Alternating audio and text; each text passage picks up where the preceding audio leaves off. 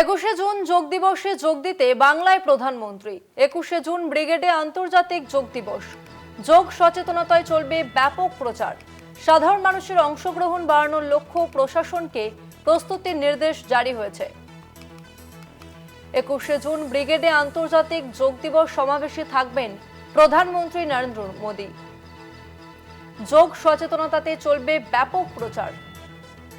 সাধারণ মানুষের অংশগ্রহণ বাড়ানোর লক্ষ্য। 21শে জুন যোগ দিবসে যোগ দিতে বাংলায় আসছেন প্রধানমন্ত্রী নরেন্দ্র মোদী। 21শে জুন ব্রিগেডে আন্তর্জাতিক যোগ দিবস পালন। যোগ সচেতনতায় চলবে ব্যাপক প্রচার। সাধারণ মানুষের অংশগ্রহণ বাড়ানোর লক্ষ্য প্রশাসনকে প্রস্তুতির নির্দেশ জারি হয়েছে।